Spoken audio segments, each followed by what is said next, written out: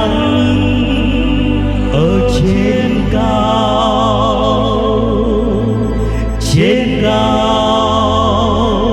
mây ấm ở trên cao.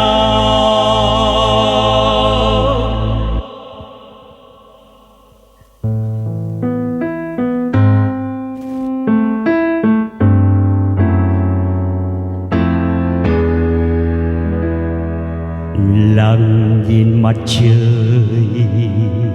một sớm mùa thu mới thấy đẹp làm sao. Lặng nhìn mặt người sống trong tình yêu mới thấy dịu dàng làm sao. Trên cao nắng ở trên cao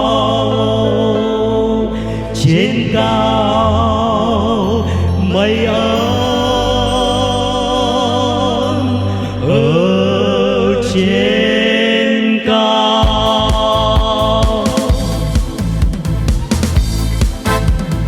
Và bầu trời như có gió mát, gió trên trời như có tiếng hát, hát cho mùa thu đến, cho quê hương hay cho tình yêu.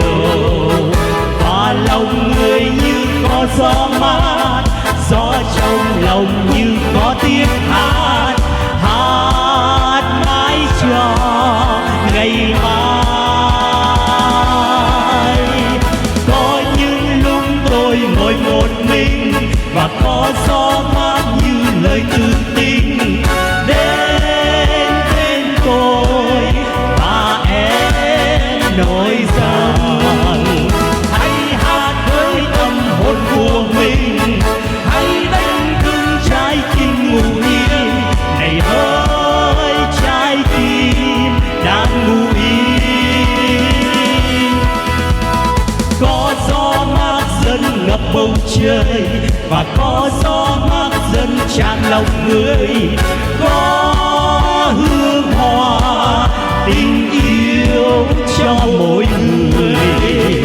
Hãy hát với tâm hồn của mình, cất tiếng hát cảm ơn mùa thu và hát cảm ơn cuộc đời.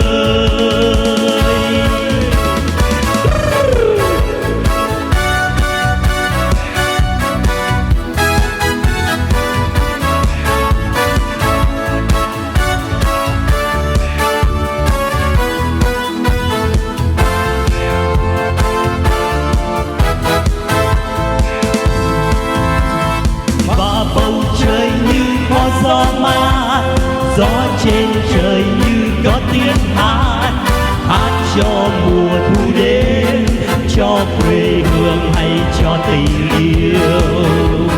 Và lòng người như có gió mát, gió trong lòng cũng có tiếng hát, hát mãi cho ngày mai.